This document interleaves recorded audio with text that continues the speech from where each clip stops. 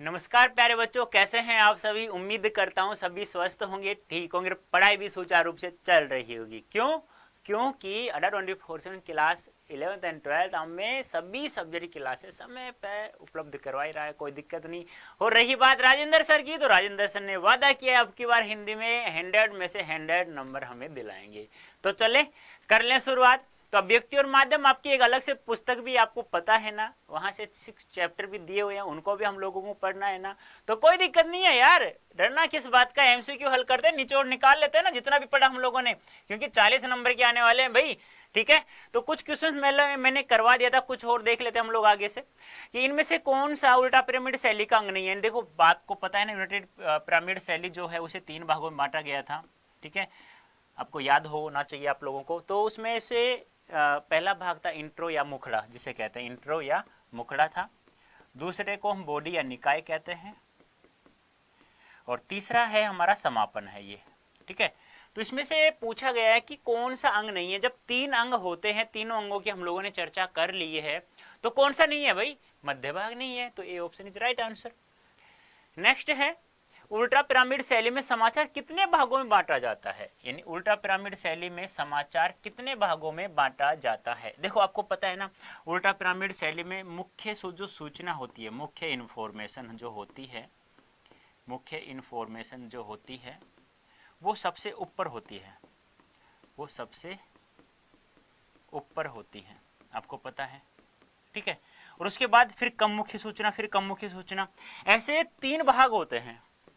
ठीक है, 3 भाग होते हैं। इसमें 4 ककारों का प्रयोग करते हैं, इन 2 में 2 ककारों का प्रयोग करते हैं। ठीक है, तो 3 भागों में बटा गया। दृश्य का किस माध्यम में अधिक महत्व होता है? दृश्यों का किस माध्यम में अधिक महत्व होता है? समाचार पत्र में, रेडियो में, टेलीविजन में, इंटरनेट में। इन दृश्यों का, दृश्य क्या होता है? चित्र, जिसे हम लोग इमेज कहते हैं, या चलचित्र भी हम लोग कह सकते हैं। चलचित्र टीवी में चलता है, सीधी सी बात है, फिर तो टेलीविजन हो गया, सीधी सीधी बात है। टेलीविजन के लिए देखो, ये क्वेश्चन आसान किससे बना? जब मैंने आप लोगों को चलचित्र लिखा है। ध्यान रखना, चलचित्र का चलचित्र दिखता चलता हुआ दिखाई देता है हमें कहाँ? टेलीविजन में, टीवी पर ही दिखाई देता है। ठीक है, टेलीविजन के लिए खबर लिखने की मौलिक शर्त क्या है? इन टेलीविजन के लिए खबर लिखने की मौलिक शर्त बताना है। मौलिक शर्त क्या होता है बता सकते हैं आप लोग मुझे? यानी उसमें कोई बनावटीपन नहीं हो, कोई बनावटीपन नहीं होनी चाहिए, तो वो बताइए आप लोग। तो साहित्यिक भाषा में लेखन, दृश्य के साथ लेखन, सनसनीखेज लेखन, या सामान्य लेखन। यानी कि खबर लिखने की मौलिक शर्त क्या है, बता सकते हैं आप लोग मुझे? मौलिक, टेलीविजन के लिए खबर लिखने की मौलिक शर्त क्या है, बताइए। साहित्यिक भाषा में लिखोगे, दृश्य के साथ लिखोगे, तो दृश्य के साथ लिखेंगे हम लोग। ठीक है, नेक्स्ट है, हिंदी में नेट पत्रकारिता किसके साथ? देखो ये याद रखना है आप लोगों को, बिना याद करे काम नहीं चलता है भाई। याद करना होगा, एक एक क्वेश्चन को याद करना। जो मैं ट्रिक्स बता रहा हूँ ना, उनको थोड़ा सा ध्यान रख लेना, क्योंकि बेटा एग्जाम में 40 नंबर के आएंगे एमसीक्यू, और एक भी गलत हो गया ना तो फिर वादा टूट गया।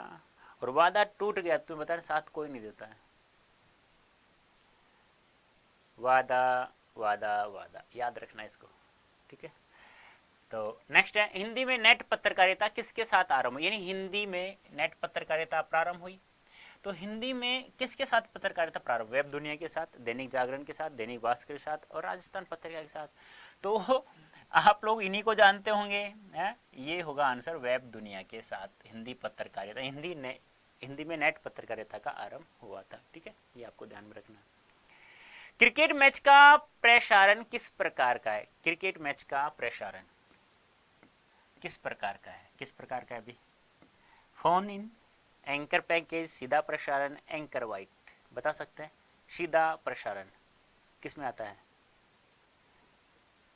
प्रसारण किस प्रकार का है? सीधा प्रसारण। ध्यान रखना, ये कहते हैं ना लाइव क्रिकेट देख रहे हैं हम लोग, तो सीधा प्रसारण ही होता है वो, ये भी ध्यान रखना है। आधुनिक युग में इंटरनेट पत्रकारिता का कौन सा दौर चल रहा है? आधुनिक युग में इंटरनेट पत्रकारिता का कौन सा दौर चल रहा है? पहला, दूसरा, तीसरा, चौथा, बता सकते हैं आप लोग? देखो 1983, 1993 और फिर 2003, इस प्रकार से हम तो देख रहे हैं, तो तृतीय चल रहा है, 83, 93 और 2003 में। भारत में दूसरा दौर चल रहा है 2003 से, ये ध्यान रखना। भारत में इंटरनेट पत्रकारिता का दूसरा दौर कब आरंभ हुआ? दूसरा दौर कब आरंभ हुआ? दूसरा दौर बताना है कि कब आरंभ होता है। तो पहला 1993 में होता है, दूसरा 2003 में होता है, 10 साल बाद। ठीक है। समाचार पत्र प्रकाशित या प्रसारित करने के लिए आखिरी समय सीमा को क्या कहा जाता है? यानी कि आखिरी समय सीमा को क्या कहा जाता है? Blue line, black line, red line या डेड लाइन? बता सकते हैं? डेड लाइन कर दूं टिक? बताइए जल्दी से, टिक कर दूं? कर दिया, देख लेते हैं। ठीक है, डेड लाइन, मृत्यु की लाइन जिसे कहते हैं। इनमें से कौन सा जनसंचार माध्यम अनपढ़ व्यक्ति के लिए उपयोगी नहीं है? अनपढ़ व्यक्ति के लिए उपयोगी नहीं है जनसंचार। इनमें से कौन सा जनसंचार माध्यम अनपढ़ व्यक्ति के लिए उपयोगी नहीं है? अनपढ़ व्यक्ति के लिए उपयोगी नहीं है, कौन सा जनसंचार माध्यम है? इंटरनेट, समाचार पत्र, पत्रिका या तीनों? तो अनपढ़ तो ये भी नहीं पढ़ सकता, ये भी नहीं पढ़ सकता, ये भी नहीं, हाँ सुन सकता है, थोड़ा बहुत समझ में आया तो ठीक है, नहीं तो फिर चल रही है जैसी गाड़ी चल रही है। ठीक है, अच्छा लग रहा है नहीं लग रहा? पहले तो मुझे ये बताइए, कमेंट करके बताए जल्दी से, मज़ा आ रहा है नहीं आ रहा है? कुछ क्वेश्चंस रिपीट तो होंगे भी, तुम्हें पता है, सीधी सी बात है कि हो जाते हैं काफ़ी बार। सर्वाधिक खर्चीला जनसंचार माध्यम कौन सा है? सर्वाधिक खर्चीला बताना है तो कौन सा है? इंटरनेट ही है। ठीक है।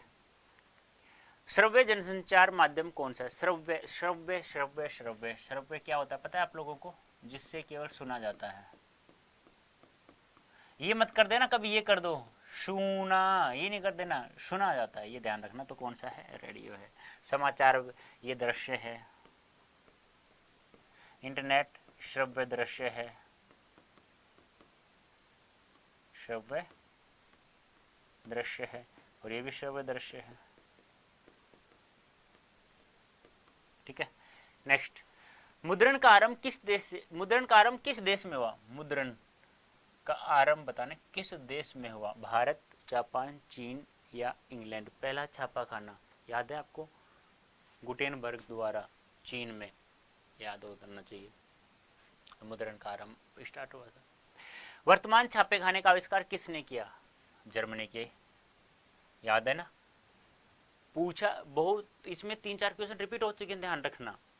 तो रिपीट मतलब महत्वपूर्ण है, और प्यारे बच्चों याद रखना है, वहाँ क्वेश्चन आपसे पूछा जाएगा ना तो 5 बहुविकल्पी क्वेश्चन पूछे जाएंगे, ध्यान रखना यहाँ से कम से कम। भारत में पहला छापाखाना कब लगा? कब लगा भाई? पहला छापाखाना कहाँ लगा? गोवा में लगा। उल्टा सुल्टा पूछ रहा हूँ, ध्यान रखना। आपको लग रहा है कि ये पूछा जा चुका, लेकिन उल्टा कुछ अलग से पूछा गया था। तो 1556 में पहला छापाखाना गोवा में। भारत में पहला छापाखाना कहाँ पर लगाया गया? गोवा में। इसमें कोई दिक्कत नहीं होनी चाहिए। चलो फास्ट चलते हैं। समाचार लेखन की प्रभावशाली शैली कौन सी है? उल्टा पिरामिड शैली है, कोई दिक्कत नहीं है इसमें भी, मैं बता चुका हूँ। प्रभावशाली बोल दो, सर्वोत्तम बोल दो, सबसे अच्छी बोल दो, एक ही बात है। ठीक है। वर्तमान में कौन शैली चल रही है वो बोल दो, कुछ भी कह सकते हो। इनमें से कौन सा उल्टा पिरामिड शैली का अंग नहीं है? तो कौन सा नहीं है? अभी पूछा गया था, पहला क्वेश्चन है। तो मध्य भाग बॉडी है ही, बॉडी को निकाय भी कहा जाता है। नाम याद रखना है, बॉडी को किस नाम से जानते हैं? इंट्रो को मुखड़ा भी कहते हैं, ये भी ध्यान रखना है। उल्टा पिरामिड शैली में समाचार कितने भागों में बांटा जाता है? उल्टा पिरामिड शैली में समाचार कितने भागों में बांटा जाता है? तो 3 भागों में। इंट्रो मुखड़ा बता चुका हूँ मैं, बार बार बताने की आवश्यकता नहीं। दृश्यों का किस माध्यम में अधिक महत्व होता है? किस माध्यम में? टेलीविजन में होता है। ये रिपीट हो रहे हैं भाई। टेलीविजन के लिए खबर लिखने के लिए मौलिक शर्त क्या है? मौलिक शर्त क्या है? दृश्य के साथ लेखन, आ चुका ये भी। हिंदी में नेट पत्रकारिता किसके साथ आरंभ हुई? वेब दुनिया के साथ। कोई दिक्कत नहीं है, रिपीटेड है तो एक बार और देख लेना, गलती से रिपीट तो हो रहे हैं मुझे पता है, कोई दिक्कत नहीं, देख लेना बेटा एक बार। क्रिकेट मैच का प्रसारण किस प्रकार का है? तो सीधा प्रसारण को कहा जाता है। आधुनिक युग में इंटरनेट पत्र कौन सा दौर चल रहा है? आधुनिक युग में तृतीय चल रहा है। भारत में इंटरनेट पत्रकारिता का दौर कब आरंभ? ये अलग क्वेश्चन है बेटा, अपन दूसरा पूछा है ना, तो 2003 में। देखो रिपीटेड है, रिपीट हो गए, कोई बात नहीं है, 2-4-5 क्वेश्चन हो जाते हैं गलती से, पर आपको चिंता नहीं करनी है, आपको ऐसे ही पढ़ते रहना है। कुछ क्वेश्चन रिपीट आएंगे तो कुछ ज़्यादा याद हो जाएगा यार, क्या दिक्कत है, डरना किस बात का है? बस याद होना चाहिए, याद हो गए तो बस झमाझम है, फिर तो कोई दिक्कत ही नहीं होनी चाहिए हम लोगों को। ठीक है, तो ये थे हमारे कुछ क्वेश्चंस थे, कोशिश किए 50 क्वेश्चंस। चलो नेक्स्ट बाद में देखेंगे। कोड यूज करना ही आप लोगों को पता ही है। पेड बैच में यदि आप लोग Y323 कोड यूज करते हैं आपको मैक्सिमम डिस्काउंट प्राप्त हो जाएगा।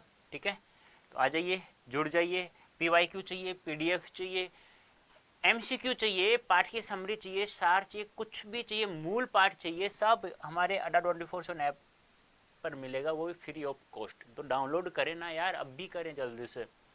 ठीक है, तो सेशन अच्छा लगता है तो कमेंट करके जरूर बताइए, और लाइक वगैरह आप लोग देख सकते हैं। अपने आप समझदार हो आप लोगों से कोई छुपा कुछ है ही नहीं। आपको लगता है मेहनत करते हैं, अच्छा मैटर मिल रहा है, 100% नंबर हम लोग प्राप्त कर सकते हैं, तो कर दीजिएगा। अभी के लिए इतना ही, धन्यवाद, थैंक यू सो मच। ये सारे समझ लिया करो यार।